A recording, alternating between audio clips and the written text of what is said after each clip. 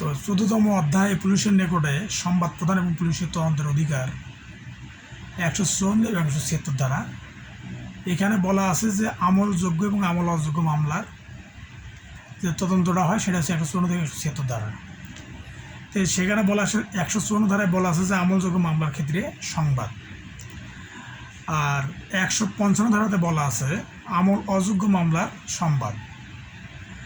সাধারণত 2 বছর বা তার নিচে শাস্তিযোগ্য অপরাধী হচ্ছে আমল অযোগ্য অপরাধ। ম্যাজিস্ট্রেটের অনুমতি ছাড়া তদন্ত করা যাবে না, যেটা বাংলাদেশ পুলিশ বা বিপি ফর্ম নং হচ্ছে 65, এটি জিআর মামলা নামে পরিচিত। আর 156তে আছে আমলযোগ্য মামলা তদন্ত।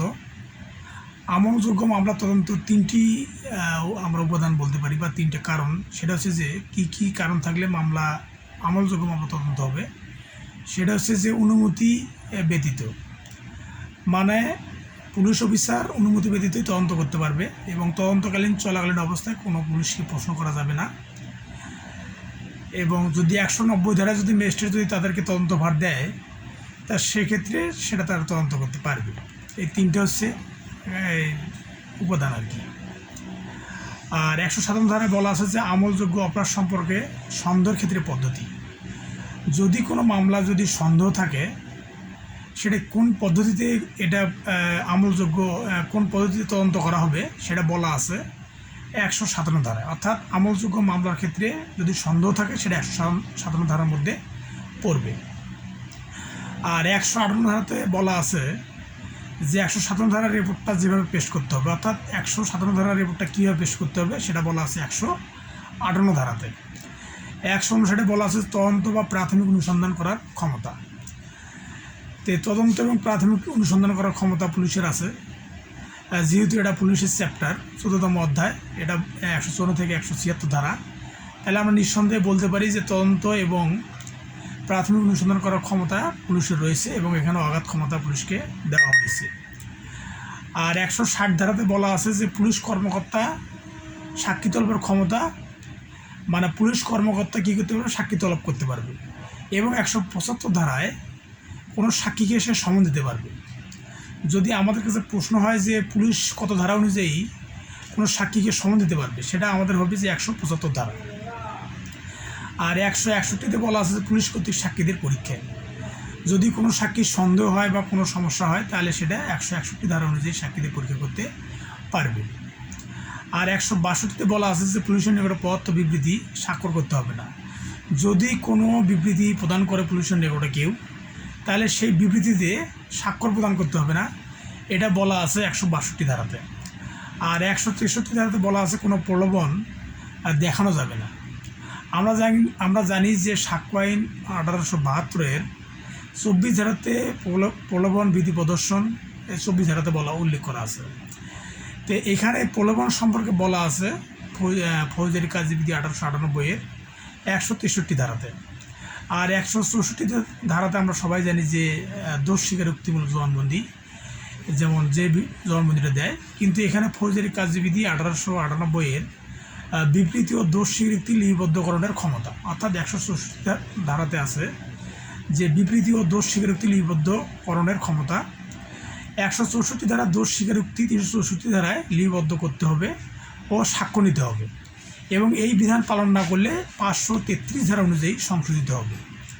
তাহলে এখানে 3টে ধারা আমরা পাচ্ছি যে 164 ধারার বিবৃতি, 164 ধারার বিবৃতি 364 ধারা অনুযায়ী সাক্ষ্য নিতে হবে এবং এটা যদি কোনো ভুল ভ্রান্তি থাকে তাহলে সেটা 533 ধারা অনুযায়ী সেটা কী হবে, সংশোধন করা যাবে। 165-তে বলা আছে পুলিশ কর্মকর্তা কর্তৃক তল্লাশি, অর্থাৎ কোনো পুলিশ কর্মকর্তা যদি কোনো তল্লাশি অভিযান পরিচালনা করে সেটা করবে 165 ধারা অনুযায়ী, মানে 165 ধারা অনুযায়ী। আর 166 ধারাতে বলা আছে যে থানার ভারপ্রাপ্ত কর্মকর্তা যখন অন্যের দ্বারা তল্লাশি পরোয়ানা জারির অনুরোধ করতে পারবে। অর্থাৎ ওসিকে যদি কোনো তদন্তভার দেওয়া হয় এবং সে ওসি যদি অন্য কোনো কর্মকর্তাকে সে তদন্ত করান তো সেটা গ্রহণযোগ্য হবে, সেটা হচ্ছে যে 166 ধারা অনুযায়ী। আর 167-তে বলা আছে যে তদন্ত 24 ঘন্টার মধ্যে সম্পূর্ণ করা না গেলে সেক্ষেত্রে কার্যক্রম বা পদ্ধতি, মানে তদন্ত যদি 24 ঘন্টার মধ্যে শেষ না হয় তো সেক্ষেত্রে কোন পদ্ধতি অবলম্বন করা হবে সেটা বলা আছে 67 ধারাতে। তো 340 ধারায় মানে কোনো মামলার কার্যক্রম স্থগিত রেখে রাখার সময় ম্যাজিস্ট্রেট সর্বোচ্চ 15 দিনের জন্য হেফাজতে কোনো আটককৃত ব্যক্তিকে হেফাজতে পাঠাতে পারে এবং সেই হেফাজতে পাঠানোর সময় সর্বোচ্চ হলো 15 দিন।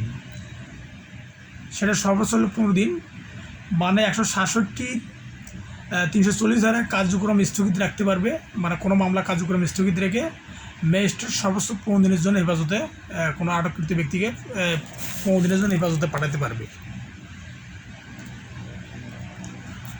আর আরেকটা বিষয় হচ্ছে 166(1) ধারা মতে যদি 61 ধারায় 24 ঘন্টার মধ্যে তদন্ত কাজ শেষ না হলে বিনা পরোয়ানায় গ্রেপ্তারকৃত ব্যক্তিকে জুডিশিয়াল ম্যাজিস্ট্রেটের নিকটে প্রেরণ করতে পারবে। মানে যদি বিনা পরোয়ানায় কোনো ব্যক্তিকে গ্রেপ্তার করা হয় তাহলে 24 ঘন্টার মধ্যে কোনো জুডিশিয়াল ম্যাজিস্ট্রেটের নিকটে প্রেরণ করতে হবে। এটা বলা আছে 166(1) ধারাতে। আর 168 ধারাতে বলা আছে যে 166(5) এ ধারাতে বলা আছে যে 120 দিনের মধ্যে তদন্ত শেষ না হলে মৃত্যুদণ্ড, যাবজ্জীবন কারাদণ্ড প্রাপ্ত এবং 10 বছরের নিম্নে যাদের জেল হবে না, 10 বছরের ঊর্ধ্বে হবে, এই সমস্ত ব্যক্তিদেরকে কী করতে পারবে? ম্যাজিস্ট্রেট জামিন দিতে পারবে। পাশাপাশি ম্যাজিস্ট্রেট জামিন দেবে এবং দায়রা জজও তাদেরকে জামিন দিতে পারবে যারা যদি মৃত্যুদণ্ড এবং যাবজ্জীবন কারাদণ্ডে এবং 10 বছরের নিচে জেল হবে না বা দণ্ডিত হবে না এরকম ব্যক্তিকে তা কী করতে পারবে? ম্যাজিস্ট্রেট এবং দায়রা জজ জামিন দিতে পারবে। আর 168 ধারাতে বলা আছে অধীনস্থ পুলিশ কর্মকর্তা কর্তৃক তদন্তর রিপোর্ট, মানে 168 ধারাতে বলা আছে অধীনস্থ পুলিশ কর্মকর্তা কর্তৃক তদন্ত রিপোর্ট। যদি কোনো অধীনস্থ কর্মকর্তা তদন্ত রিপোর্ট দেয় সেটা 168 ধারা অনুযায়ী দিতে হবে এবং 168 ধারা অনুযায়ী সে তদন্ত রিপোর্টটা দিবে। আর 169 বলা আছে যে সাক্ষী অপর্যাপ্ত হলে ম্যাজিস্ট্রেট নিকটে প্রেরণ করতে হবে। সাক্ষী যদি অপর্যাপ্ত হয় তাহলে সেটা কী করতে হবে? ম্যাজিস্ট্রেটের নিকটে প্রেরণ করতে হবে।